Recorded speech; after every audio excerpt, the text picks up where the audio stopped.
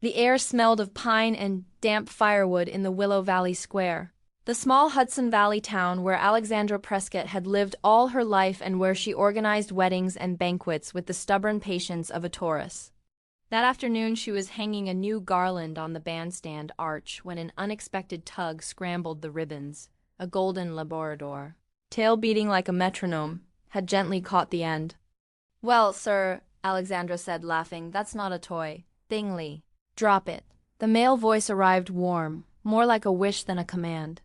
The dog obeyed and sat proudly beside a tall man in a dark coat, eyes calm as water. "Maxim Howard," he introduced himself. "And this troublemaker is Bingley." "Hello, handsome pup. You're named after a kind character. I hope you live up to it," Alexandra added. Bingley placed his muzzle in Alexandra's palm. Her fingers, still cold, recognized the warm, trusting weight. She used the moment to straighten the garland's steady hands, mind on her to-do list, and suddenly on possibility. "I'm Alexandra Prescott. I plan events. I know your foundation holds its annual gala here every December."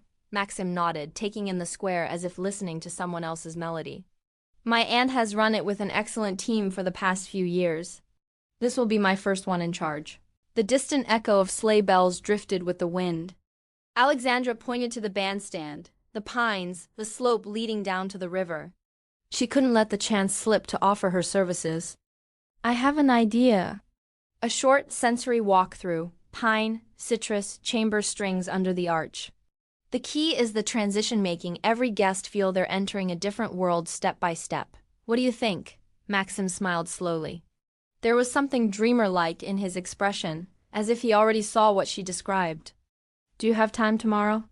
he asked. "I'd like you to show me your plan." Bingley has already voted yes. The dog, as if signing the agreement, flopped at his feet with a satisfied sigh. Alexandra stepped down from the bandstand, smoothed the rebellious ribbon, and noticed for an instant how the warm lights made the wood glow as if keeping a secret. "I do," she said. "And a vision that might save my season," she thought to herself. As he offered his arm to help her down the last step, the garland settled perfectly into place, and a small brass key hanging from the arch jingled in the wind, as if it already knew this was a new beginning. The Riverside Cafe had fogged up windows and the warm scent of winter spices. It was tea hour, but every table here carried its own version of Christmas. Alexandra Prescott chose Spanish-style hot chocolate thick, crowned with cocoa shavings and a hint of candied orange that glimmered like a wink, and paired it with a warm, flaky crust apple tart sprinkled with cinnamon and a ribbon of cold cream on the side. Maxim Howard ordered steaming mulled cider, with apple slices, cloves, and star anise floating like tiny compasses, along with a dark caramel sea salt pecan tart. "I barely know anything about the town," he admitted, taking his first sip. "I only ever came for my aunt's galas. This time I've been at her mansion for 2, maybe 3 days, and I've barely stepped out this place." He looked around genuinely. "I love it." Alexandra watched him. His reputation as a shallow playboy had made her expect arrogance, mirror hunger. Instead, she found a serene kind of attention, almost dreamy, a true Pisces looking inward. She broke the edge of her apple tart. The crisp sound grounded her. "There's a major donor about to pull out unless we refresh things," Maxim said, his deep voice resonating more than the glass. "I want my aunt to retire without worrying about the foundation. I need this to be perfect." Alexandra pulled the menu toward her and sketched on a napkin with a pencil. The mansion, the perimeter, the gardens, the greenhouse, the riverbank. "I propose using the entire grounds," she said. "We start on the access avenue with lanterns and fir branches. A keyway threshold where each guest receives a map and a small citrus detail. Then, winter gardens, transparent tents with discreet heaters, string quartets, sensory stations telling the foundation's stories. The greenhouse becomes health, amber light, notes of ginger, and a photography exhibit. The outer gallery becomes housing, a path of lit windows with first-person stories. We end on the river terrace with reflection, a carpet of light over the water and the entrance to the main hall." Maxim, captivated, followed the movement of her fingers. Alexandra took a spoonful of hot chocolate. Its rich bitterness and hint of orange steadied her pulse. "And a gastronomic pillar," she added. The previous company prioritized protocol and florals. Fine, but the food has to move people. My proposal: open kitchens at 3 points, simple pairings, local produce. In the greenhouse, roasted squash and sage veloute with mini sourdough rolls. In the gallery, bites of Hudson trout smoked with dill and citrus. On the terrace, a roasted chestnut and spiced cocoa station to close. No long waits. Fluid movement. He smiled, delighted. Finally, he said, someone who eats and enjoys it. I want food to be a cornerstone this year. I agree it hasn't been given enough attention lately. Alexandra held his gaze. Suddenly she became aware of his impeccable physique, his clean, striking beauty, and that voice that rattled her breath. She forced herself back to the plan. Budget, timeline, a backup if the freeze deepened. Vendors hardy enough for the cold. Silent generators. Past the fogged window, 2 local women passed by.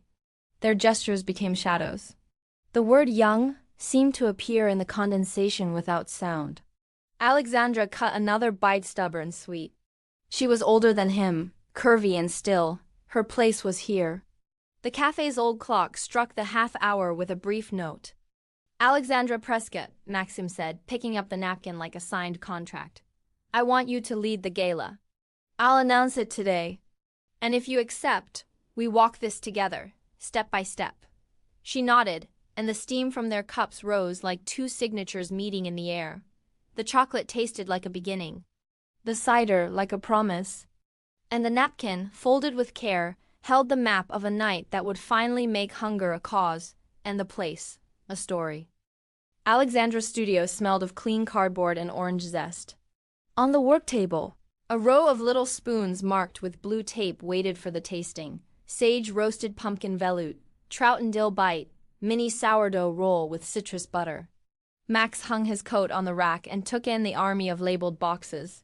Bolts of fabric and the open ledger book breathing in the corner like a quiet animal. I thought we were testing tomorrow, he said, with that deep voice that made everything sound possible.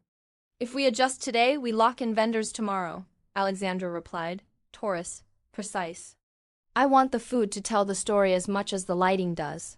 The phone interrupted the plan. A short call, technical words, cold tone. When Alexandra hung up, the studio fell silent. Then the light flickered once, twice, and died. Perfect, she murmured, with the kind of calm that is strength. Plan B? She pulled out an emergency pack of candles and a lighter. Max brought over a portable lantern, and, within the warm circle it cast, the ink of the ledger looked darker. Bad news? He asked. Alexandra lit 1 wick, then another. The spilled wax created tiny constellations across the table. The bank flagged activity from old contracts under my name, she said. My ex-husband signed things without asking. Some vendors were paid late and others weren't. I fixed almost everything, but today a warning popped up and they froze one of my lines. I'm not going to go under, she lifted her chin, but things are tight. And I have a 14-year-old son who doesn't need one more uncertainty. A candle crackled. Max didn't interrupt. I don't want to rescue, Alexandra added, eyes locked on the menu plan. I want to win this gala because of what I do. He picked up a roll of packing tape and secured a loose cable with a patience that felt like a vow. I'm offering logistics, not money, he said. Contacts for batteries, thermal cameras, cold transport. Separate contracts, under the foundation's name. Your company gets paid what it's owed, no strings. If that doesn't work, tell me and I'll find another way. Alexandra tasted the trout bite. The freshness of the dill cut straight through the lump in her throat. It works, she said, nodding. As long as we put it in writing and I choose who we hire. You choose, he confirmed. A delivery guy walked by outside and peeked through the dim interior. Everything okay? He asked then, grinning. Oh, you two are the gala people? Looks modern. His glance bounced between them. Cute couple for an event. Team, Alexandra corrected, steady. The delivery guy left with a whistle trailing through the hallway. Max handed her the spoon with pumpkin and sage. Their fingers brushed for a second fabric, skin, candle warmth. It's perfect, he said. As the greenhouse starter, Alexandra wrote in the margin, pumpkin plus sage equals health. Then marked with green tape trout equals housing and chestnuts equals terrace. The blackout became a scale model. They moved candles like route markers, plates like stations. Each shift lit a new detail. They planned silent generators, hidden batteries, discreet evacuation paths. "I want the path to feel safe," she said. "And for people to understand what they're lighting up when they donate." "They will," Max replied, fascinated, his shadowed smile dancing on the wall. When she tried to light the last candle, the wick refused. Alexandra tilted hers. Max leaned in with his. Their hands overlapped around the small new flame. The smell of warm wax and orange wrapped around them. He brushed aside a stray lock from her cheek. She leaned into that smallest touch without thinking. They looked at each other at breathing distance. "We're good like this, right?" she whispered.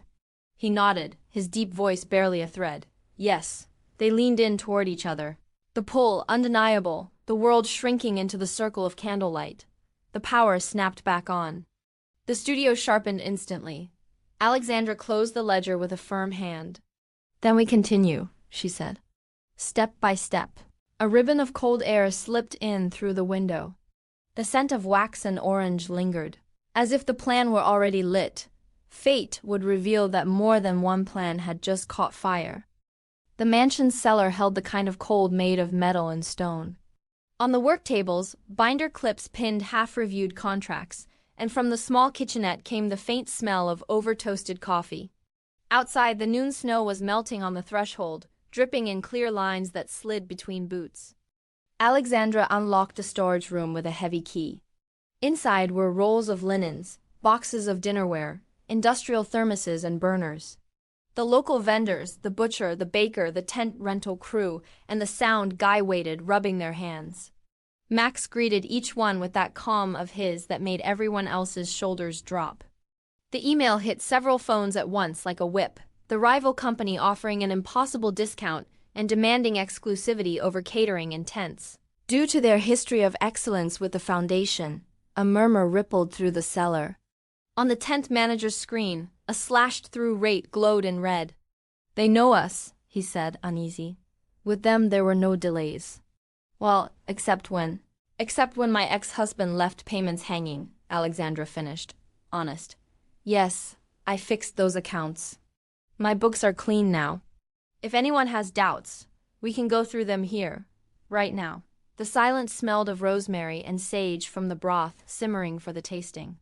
Max set his coat on a chair and stood a step behind her, almost shoulder to shoulder like a backrest. "I'm in charge of this year's gala," he said, firm. "And I trust Alexandra's plan. To help with logistics, the foundation will provide in-kind cold transport, silent generators, and thermal cameras. And with Alexandra, your payments are guaranteed." The vendors nodded. The tension eased a notch. They moved on to the open kitchen test. Alexandra plated a sage pumpkin veloute. Max held the tray, and when she set the bowls down, their fingers brushed the hot rim. Both felt a flicker under the metal. "Perfect for the greenhouse," he murmured. His deep voice stroked the air. She felt the urge to take a step back, but the floor seemed to ask her to stay. She remembered the night before in her studio, the lights coming back just as the almost kiss remembered, above all. What she hadn't let herself admit, she was attracted to him. 5 years ago, she'd put desire to sleep and locked herself into her business and her son. And her ex had said it so many times it carved tracks in the mind that she wasn't attractive anymore, called her fat and old as if they were synonyms for invisible. Max took half a step closer. His eyes sought hers, asking permission without words. Alexandra's skin lit up at the nearness, fabrics brushed, and there was that warm smell of sage with a thread of coffee. His gaze wasn't hungry or impatient. It was open, mesmerized. His body was a breath away. The world shrank into an intimate circle between trays and notes of rosemary. "Alexandra," he whispered. She felt a charge. His intention was clear, crystallized. And then she remembered the labels, the easy rumors, the word cougar tossed like a poisoned joke. She remembered her son, her team, the confidence she'd just regained from these vendors. "No," she said softly but firmly. "Not like this." Max stopped immediately, no resistance, and there was instant respect in his eyes. "I don't want to be anyone's distraction. Alexandra continued, holding his gaze. I think you like me, and that scares me because for a second I thought you wanted, she searched. Something casual. I'm not mixing work and pleasure so you don't get bored while you're in town. My professional and personal reputation are at stake. I'm not going to be the cougar who hooked up with the town's rich guy. If anything happens, it will be outside of work, without hiding, and because we both choose it. But not now. The seller's cold shifted tone. Max breathed in, stepped half a pace back, lowered his gaze for a moment, not in shame, but calibrating the boundary. Thank you for saying it clearly, he said, steady. I don't want to endanger anything you're building. Or what we might be building, she nodded, center of gravity exactly where it belonged. Back to the plan, she said, closures, timing, routes. And the broth is getting cold. They resumed the tasting. The butcher sampled, the baker took notes. Binder clips clicked over the updated contracts. They recovered 2 key vendors with clear terms. Outside, the snow surrendered on the stone. Inside, cold metal and sage steam sorted the afternoon. Before closing up, Max stepped close enough that only she could hear. Boundaries understood, he said. And if the moment comes, we'll talk without rushing. No rushing, Alexandra repeated, pocketing the storage key. She glanced at the rival offers slashed rate now irrelevant. Her hands folded the last contract with steady fingers. Her desire awake but obedient remained behind the door she finally knew how to open and close. Unaware that her life was about to change completely. The mansion breathed winter from the gates, damp fur and ancient stone. The fine snow had begun to fall slowly, as if rehearsing its steps for the big night. Alexandra arrived with the sketch napkin laminated inside a folder. On the operations table, she also unfolded the grounds map and marked the route with a felt-tip pen. The key: gardens, greenhouse, gallery, terrace. Today we test timing and hot spots, she announced, precise. If the plan fails, the route won't. Max, true to his Pisces nature, listened as if hearing music. And if hands hesitate, the light leads, he added with a brief smile. The team dispersed. They set up lanterns along the access road, checked the discreet heaters beneath the garden tents, lit the amber glow in the greenhouse where a faint scent of rosemary and sage hovered. The distant sound of the river kept the pulse. In the exterior gallery, the energy tech nodded and started the generator. A minute passed, 2. There was a screech, an electric sigh, and darkness. It died, the tech said, uneasy. There's ice in the intake. Minimum 30 minutes. Alexandra didn't lose her center. Plan B, she ordered. Hidden batteries and lanterns every 5 meters. Here we activate the hot minute. The team responded as if they had rehearsed it 100 times. The lanterns lit one by one. Max appeared carrying a box of small cups. From the nearby service room came the spiced broth they'd prepared for cold emergencies. Rosemary, sage, and a touch of ginger. Let the failure become part of the experience, he said, passing the cups around. People will remember they warmed up here. A veteran employee muttered, thinking no one heard him. With the other company we didn't improvise, Max replied without raising his voice. Here, improvising is caring. Alexandra kept marking times with her stopwatch. The gallery took on a new life under the amber glow. She signaled, and everyone moved on toward the river terrace. They checked the projection. The carpet of light shimmered over the water like a promise. Her phone vibrated. A message from her son. Teacher moved rehearsal earlier. Can you come? She checked the time. She'd just make it if she finished the terrace now. Max stepped close enough, but not intrusive. Tell me the time and I'll adjust the schedule, he offered. I'll call a car for you. I'll stay with the greenhouse and the gallery. Are you sure? She asked. Priorities are priorities, he said simply. Alexandra inhaled. The respect in his tone warmed her more than her coat. She nodded, added a couple of new arrows to the sketch napkin, and slipped the paper into her pocket. First, the balcony, she said. I want to see the lantern corridor from above. They climbed the exterior stairs. The railing carried a lace of frost that sounded like glass.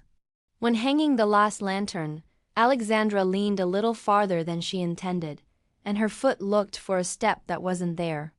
Max caught her by the forearm, fast. His sleeve brushed hers and the cold bit through their gloves. They stood very close, breaths visible in the air. "You okay?" he whispered. "Yes," she said, and didn't step back right away. She held his gaze. In his eyes there was no rush, only attention. A long second. The almost kiss tightened the air again, but Alexandra remembered the boundary she'd set in the cellar. He remembered it too. He stepped half a pace back, asking a silent question. She smiled, grateful. "Let's keep going," she said. From the balcony, the route gleamed as a single, coherent whole. The gallery breathed with the rhythm of the lanterns, the greenhouse pulsed amber, and the terrace awaited the carpet of light. The fine snow settled in Alexandra's hair like a tiny constellation.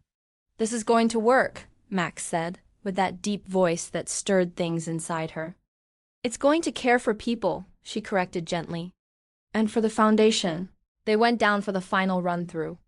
Alexandra timed the hot service. The sage pumpkin veloute was ready in 12 seconds per bowl perfect. She adjusted the trout station in the gallery. Under 10 seconds from tray to hand. So the flow wouldn't chill during the energy plan B, she noted in the margin of the map, shorten transit 8 meters. Add lantern. The tech announced the generator was back online. The electric light filled the gallery, but Plan B had already become part of the event, as if it had always belonged. A couple of employees commented, this time with approval. "I've never seen improvisation stay this elegant," said the baker. Alexandra put away the stopwatch. Max held out her coat. "Your car is waiting," he said. "You'll get there in time." She took the coat. Hesitated a beat, then spoke plainly. "Thank you for respecting what I asked.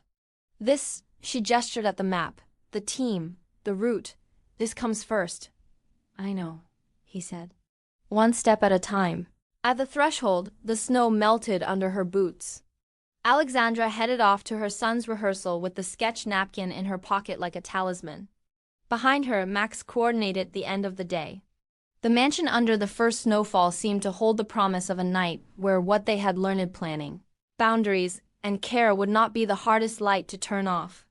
The night lit up from the quay. The entrance arch, dressed with lanterns and fir branches, exhaled an amber glow that made guests lower their voices.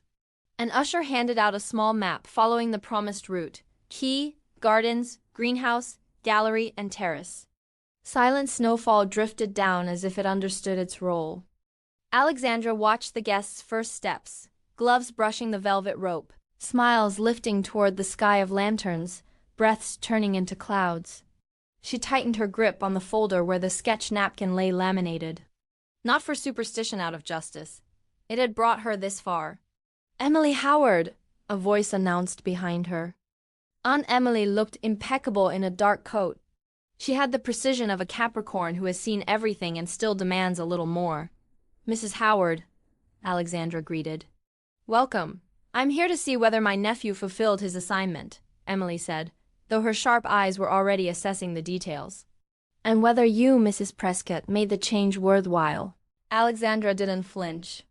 She guided her to the first station in the winter gardens. Soft strings, discreet heating, chamber music, 2 violins and a viola, and a hint of rosemary and sage in the air. Servers walked by with small spoons of pumpkin veloute. Guests accepted them as if the night itself warmed their hands. "Good," Emily said, offering no smile. The greenhouse welcomed them with golden light and suspended photographs of health projects, floating like beacons.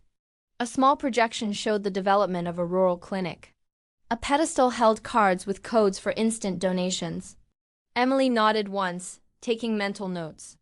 "The speech brief," she instructed her assistant. "Maxim speaks here." In the exterior gallery, illuminated windows told housing stories, each frame, a short narrative. Each window, a goal fulfilled. In the cold stretch, the hot minute activated, cups of broth, grateful hands, murmurs of approval. The generator worked as expected, but the choreography of Plan B was already integrated, elegant, seamless, as if it had always been part of the design. "Planned improvisation," Emily admitted. "I rarely see that." On the river terrace, the carpet of light opened across the water, and the main hall received guests as though they were crossing into warmth. The gastronomic pillar was alive. Open kitchens, bites of trout with dill, sourdough rolls, crackling chestnuts, spiced cocoa sending thin ribbons of steam upward. The murmur grew like a contented tide. Max stepped onto the small platform. His deep voice naturally lowered the room's volume. "Thank you for being here. Our foundation exists to kindle light where there is shadow," he said, and his gaze found Alexandra's at the edge of the floor. "Tonight we lie them together." Step by step. The applause was clean. Emily from the side didn't hide her smile. Donations began flowing smoothly. Before midnight, the discreet digital counter in the corner surpassed the totals from previous years. "Record," someone from the board announced, almost in disbelief. The gala moved like a clock with a heartbeat. Alexandra walked through it with her living checklist: timing, restocking, routes. She crossed paths with Maxim a couple of times. Once he introduced her to his parents, the exchange professional and warm. A quiet complicity that honored the boundaries without denying them. Aunt Emily approached before the final toast. "Prescott," she said. "I don't know who told you that you couldn't do this, but you proved them wrong." "I have a good team," Alexandra answered, loyal as ever. "And a nephew who finally understands this isn't about appearances," Emily said, glancing toward Maxim with affectionate severity. "Good work, both of you." Glasses chimed. The night was full. The snow thinned into mist. When the last guest left, when the staff folded the final tent and the wood of the terrace sounded bare again, only the two of them remained. The river murmured its most intimate sound. The lobby clock read 2:15. "Congratulations," Maxim said, stepping closer with his hands in his coat pockets. "It was flawless." "The foundation owes you tonight." Alexandra let out a small laugh, tired and luminous. "Thank you for trusting me when no one else did," she replied. He looked at her a moment longer than professionalism required. Then he lowered his eyes, choosing his words. "There's something else," Maxim said, his voice shifting color. "Now?" Alexandra asked, instincts alert. "Yes, because whatever I say after tonight has to start clean." A silence. Outside, the snow had stopped. Inside, the amber light softened every edge. "Alexandra." He looked at her with honesty, and her name hung for a second like a lantern. "You're fired." The word fell without echo, as if the carpet of light had swallowed the sound. Alexandra didn't blink. "Not yet." Morning arrived with a wintry light that made the river shine as if it had been freshly polished. The riverside cafes smelled of roasted coffee, bergamot, and warm butter. Alexandra arrived on time, spine straight despite the vertigo from the night before. Maxim was already at a table by the window, coat off and dark sweater sleeves rolled up. When he saw her enter, he stood. A faint trace of cocoa clung to the rim of his cup. "Good morning," he said, that deep voice carrying far less ceremony than it had last night. "I ordered black coffee for myself and black tea with lemon for you, if that's all right, and—" He smiled, buttered cinnamon toast to share, and a ricotta citrus tart they say is new. "That's fine," Alexandra replied, taking her seat slowly. They didn't speak of the word from the early hours. Not yet. Steam rose from their cups like it was writing signs, and the toast crackled at the first cut. "Yesterday was a record," she said, practical. "Emily will be pleased. She is. And so am I." Max held her gaze. "But I asked to see you because of something that won't fit in any report." Alexandra didn't look away. "I'm listening." Maxim inhaled and, for the first time since she'd met him, seemed to dismantle an invisible armor. "I want to change my life," he said. "I'm tired of empty relationships, fleeting romances, dinners where no one actually eats, and people who only approach me for money or status. Yesterday, right in the middle of everything, I knew I don't want to go back to Manhattan and keep pretending." He paused, staring at the river. "The Foundation's headquarters is moving to Willow Valley," he went on. "I'm staying. And I want to partner with you. Your company leading the annual events and special projects in writing. With fair budgets, a reasonable calendar, and a seat on the board for you regarding production matters." Alexandra set her knife down. The metal made a small, clear sound. Her heart did the same. "And last night?" she asked. "You told me. You're fired." Maxim lowered his eyes for a second, penitent and sincere at once. "From me," he clarified. "Fired from the idea that I hired you to stay close. Fired from any confusion. I want us to be in the same place, because we choose to be, not because I'm paying to see you up close." You won't be my employee anymore. You'd be my partner. Alexandra let the silence stretch. The tea was at its perfect point. The lemon left a soft brightness on her tongue. And professionally? She asked. How would it work? A framework partnership contract. You keep your company in autonomy, he said carefully.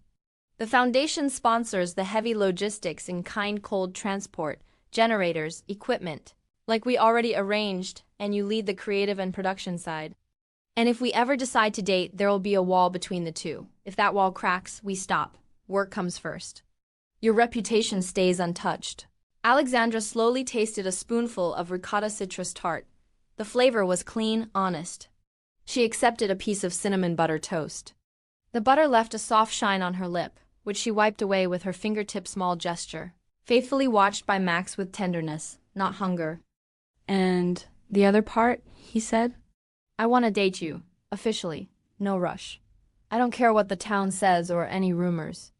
I've liked you since the first day in the square when Bingley, he smiled at the memory, got himself tangled in your garland. I've always liked women like you, brilliant, decisive, who enjoy food and life. Your ex was an idiot. If he ever made you believe otherwise, he was wrong. Something very old and long asleep stirred inside her.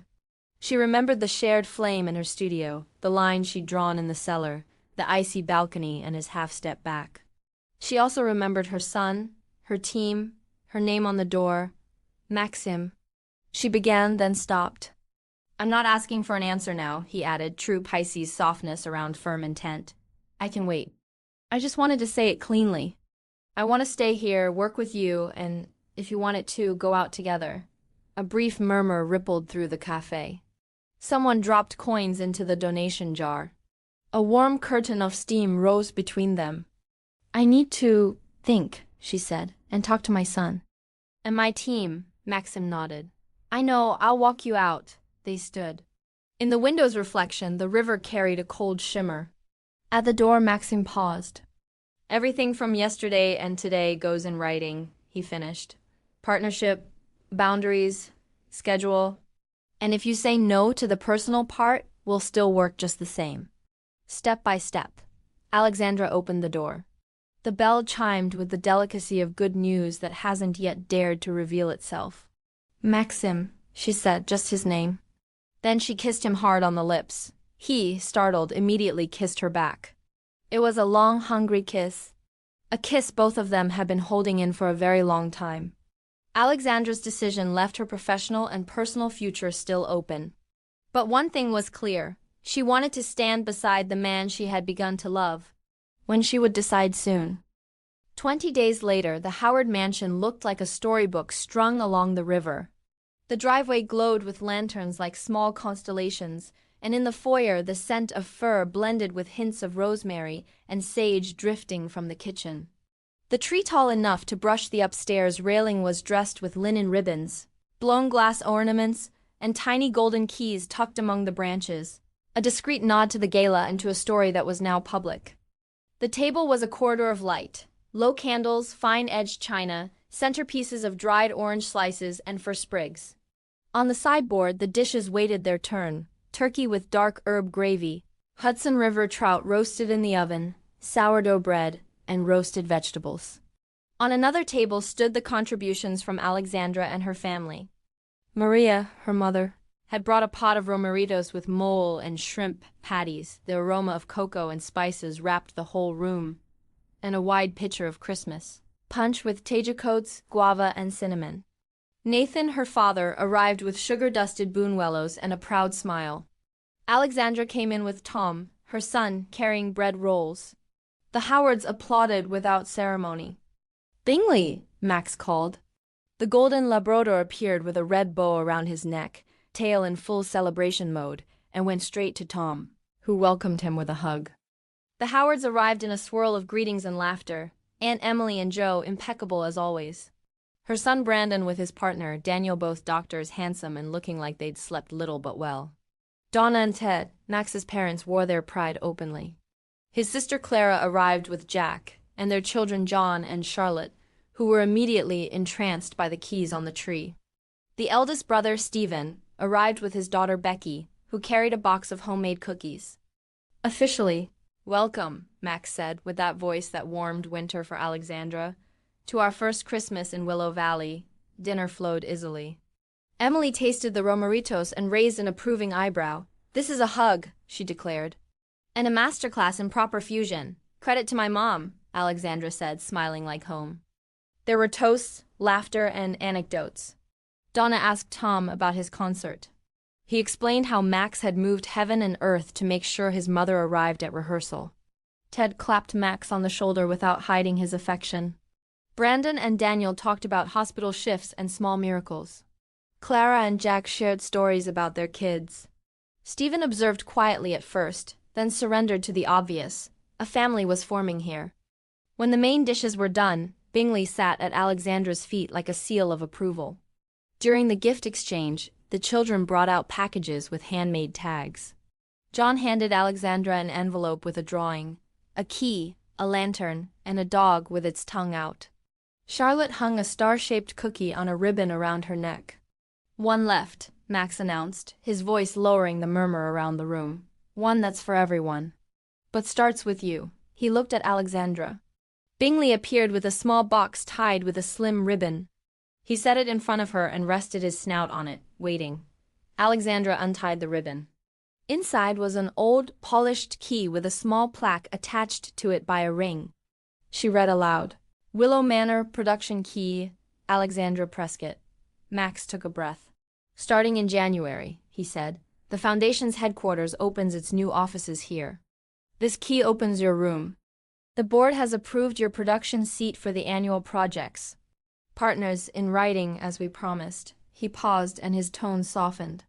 And this next part is just ours. From a folder, Max pulled out a thin frame. It held the napkin from scene 2, now preserved, the sketch of the arch, the word key, the arrow pointing toward the river. Your map brought us here, he said. I want to follow it with you. No shocks, no rush, officially. Alexandra felt the room hold its breath. Tom squeezed her hand under the table. Maria and Nathan nodded, eyes shining. Donna smiled. Emily leaned toward Joe with a look that, for her, meant emotion. So then, Alexandra inhaled. The flavor of the punch lingered warm on her tongue. Yes, officially, partners. And dating. Applause erupted naturally. Brandon and Daniel whistled. Charlotte bounced with excitement. John insisted Bingley applaud too, and the dog tapped the floor with his paw. Max kissed Alexandra tenderly. Then he offered his hand, and she took it, steady and sure. One last detail, Max said, looking toward the tree. The lights dimmed slightly. Outside, the garden lit up in a carpet of light on the snow like at the gala. But now with one difference, projected above the terrace, a garland traced 3 words onto the stone wall. We are the key. It's to remind us, he explained, that no one opens important things alone. We open them together. There was spiced cocoa to finish, crackling buñuelos, and another round of punch. Emily rose with her cup. To the homes made by people, not walls, she said. And to consistency, even when it looks small. More toasts followed like gentle sparks. Bingley sprawled between Max and Alexandra, crossing his paws as if he understood protocol. Tom rested his head briefly on the dog's back, staring at the tree. Stephen approached Max and gave him a short, awkward, sincere hug. Donna brushed away a tear that said more than a speech. When the conversation scattered into nearby rooms and sofas, Max and Alexandra lingered a moment beside the sideboard. She touched the key now hanging from her neck, solid, weighted, exact. He brushed her knuckles with his. Step by step, they said at the same time, and Bingley, as if on cue, stood to escort them into the room where music, family, and their first Christmas together continued glowing. If you enjoyed this story, subscribe and stay to watch the next one.